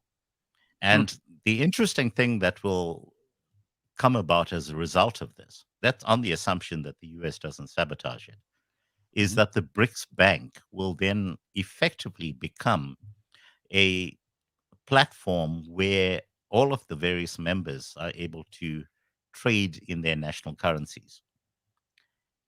And that's a very interesting setup, because that means that you're not relying on interchange with the US dollar in order to be able to control to do trade.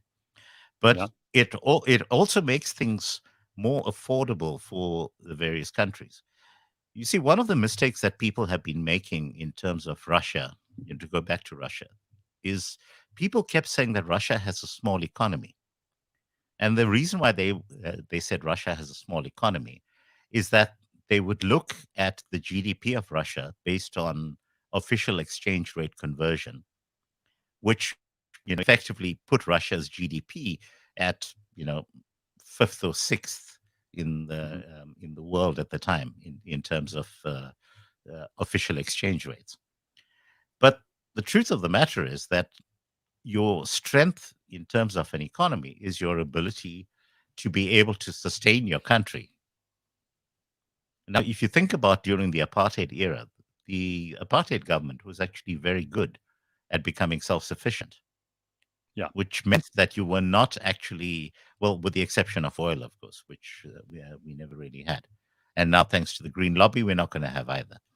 But if you can actually recognize that Russia is able to provide for itself just about everything that's needed in order for Russia's people to have comfortable, happy lives, they're not dependent on the way in which the rest of the global economy actually functions.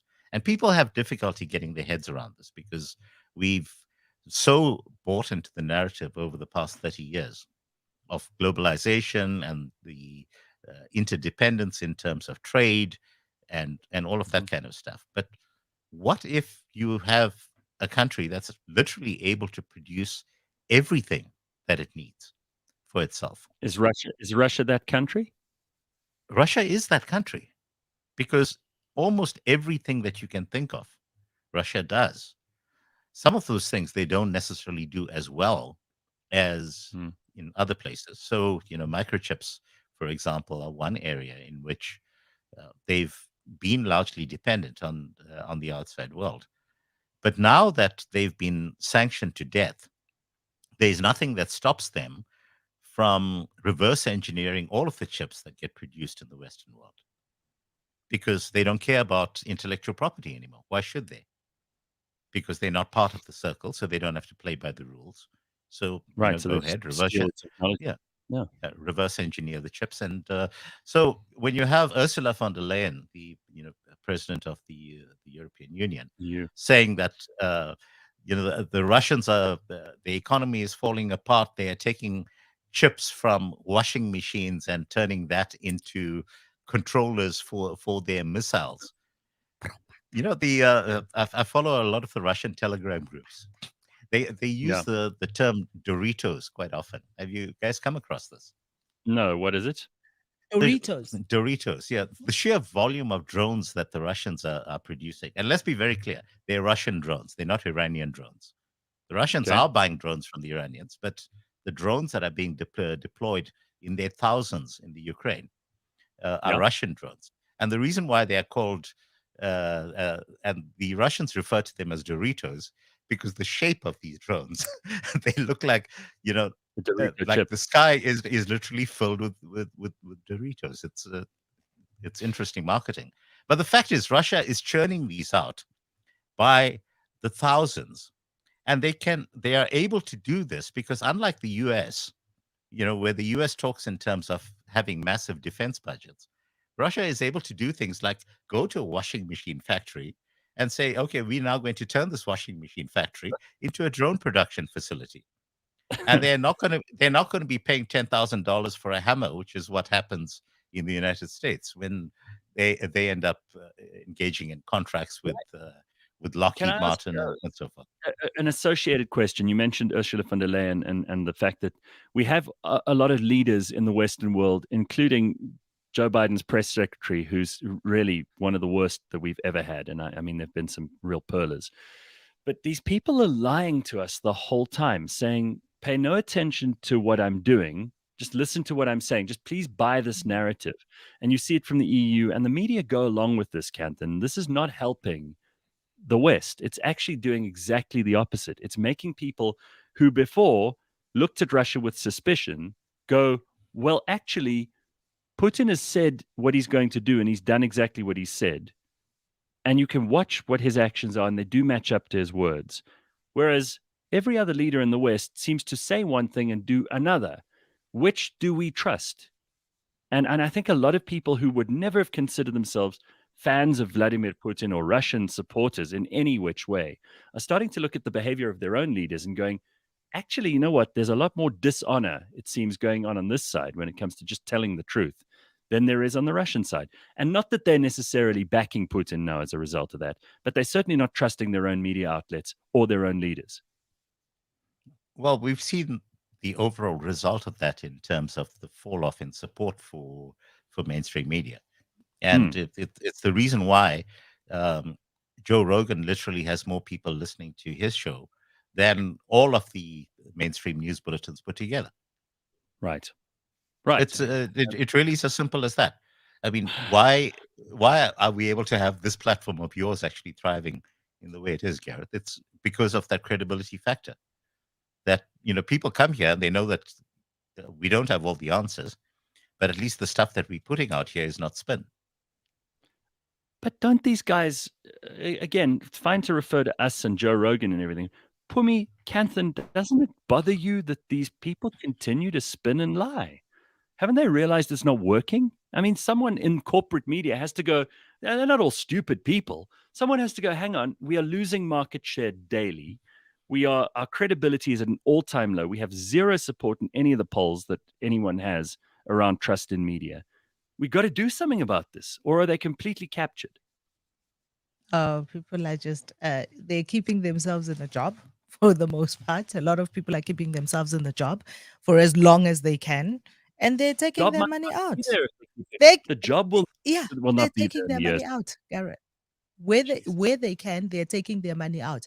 It's a bit of a a microcosm of what's happening in the country, in South Africa as a whole, right? So people who can milk the system and take the money out. That's what they're doing. No, people are not altruistic. People are not altruistic. They do not do this for the betterment of everybody else, right? So for as long as it is working, they will keep it working, and where they can get their money out, they can get their money out. Well, let's talk about the shifts that are actually happening. Okay, so um, Kanye West buying Parler. Let's just talk about that. Let's talk about that very briefly. And of course, the Twitterati have been very disdainful in terms of this action, and they say Parler is actually kind of completely irrelevant. Interesting thing is that I actually do spend time on Parler as well. I almost never post there, but I do follow conversations that are going on there. I follow Parler, I follow Getter, I follow Gab. And all of these are independent platforms that basically came up because of the fact that Twitter is the cesspool that it is. And more importantly, that Twitter ends up censoring information that most people are there for in the first place. So we've had the systematic growth of all of these platforms. I really don't know what's been happening in terms of Trump's platform because I haven't been able to get onto it. I did, hack myself a tunnel to. His is called Truth Social or something. Truth Social, yes. But if you go to the Google Play Store, if you go to the Apple App Store, you will see that Truth Social continues to be one of the most downloaded apps on both those platforms. So whatever opinions we might have in terms of what Trump is up to on his own platform, he has been steadily building his own platform. In fact, all of those platforms, we're talking about Gab. Gab, by the way, is filled with a bunch of religious fanatics, and some of the stuff that they say is actually quite scary. But it makes for great viewing, really, just to watch the way in which the conspiracy theories flow. But of course, the interesting thing is that yesterday's conspiracy theories end up becoming today's fact. So, if we look in terms of the injectable drug that shall not be named because of deplatforming on YouTube, but really, all of the stuff that the conspiracy theorists were saying up front are now suddenly emerging in public hearings as, yes, it's true. We knew at the stage that it was not effective. So all of these platforms have actually been growing. I think that that's overall a good thing for the world at large, because it is now putting pressure on the former mainstream media to get their act together. And but the most powerful media source in the world right now, guys, I can't say this strongly enough, is actually Telegram. Because you have it's Telegram, because you have direct access to all of the various viewpoints directly from the horse's mouth. So I get all of the official announcements that come from the Ukrainian government. I get all of the official announcements that come from the Russian government. And I'm able to actually compare notes between those two and to get a sense of who's actually, potentially spinning. Interesting thing, though, is that nearly all of the stuff that comes out from the Russian governmental sources is factual. So it's factual at the level of, they say, we dropped so many weapons on this particular place, and we took out the following number of targets, which included, a power station, a bridge, or whatever. I'm just making those up right now. The Ukrainian sources are generally pushing an emotional narrative. So it's this is a 5-year-old girl whose body was pulled from the wreckage of a Russian airstrike in Kiev. Sure. So, but I think all of the information that's coming out is by and large factual, because yes, there's probably truth in the fact that this was a 5-year-old girl's body that was pulled from the wreckage. But I'm not dependent on Daily Maverick, for instance, who are so firmly in the pockets of the United States narrative around this, and buying into the whole Putin is losing scenario consistently. I don't have to worry about that anymore. I'll go to the Daily Maverick in order to see what they are doing around their investigations into corruption, and they tend to do a good job on that. And then I can safely ignore the stuff that they are putting out in terms of international politics. So, Gareth, going back to your point, is there going to be a realignment? Are the mainstream media going to realize that they are missing out? Well, Trevor Noah's gone for a good reason. Yeah, we know that's kind of the reason. It's a 75% drop in ratings. CNN, ever since the merger between Warner Brothers and Discovery, CNN. Remember that you had CNN Plus, which was the streaming platform, which they had poured hundreds of millions of dollars into, and the new management came in and they shut it down. They said it's never going to work. We're just taking the loss on the chin. They shut it down. They've been firing all of the woke commentators that have been a hallmark of CNN for the longest time. Sure. Does it mean that they're going to be able to claw their way back? I don't know the answer to that. But what is true is that there is that shift that is happening in significant parts of the world. I don't know to what extent there is going to be a pushback at the same level that has taken place through most of the world in trying to shut down sources that come from outside the country. So, it's almost impossible to get direct access to Russian news sources, other than a handful of streaming platforms right now, just simply because. What I'm taking from this is that we should all get onto Telegram if we want news. I think that yes, we should all be on Telegram if we are looking for news from primary sources, which doesn't necessarily mean that we can trust those primary sources. But I'm far more likely to trust a statement that comes from the Russian Ministry of Defense than a statement that comes from Pravda, which is a propaganda outlet. Right. So that's the distinction that I'm trying to draw. If we look in terms of the Pentagon briefings, the documents that they put out directly on their various websites, take those as a source rather than the way in which CNN ends up spinning it. Yeah. All right. And do the same in terms of the economy. I'm afraid I'm going to have to stop us here, because otherwise we will run on and we'll talk for another hour without realizing how quickly time has gone by. I'm sorry that Mpho Phalatse didn't stay and we couldn't get her line a bit clearer, but we will get her back in studio soon. Phumi, thank you very much as always. Kanthan, thank you very much as always, and we will see you guys soon. I will be back tomorrow morning, 6 a.m. Have an excellent Thursday. Cheers, everybody.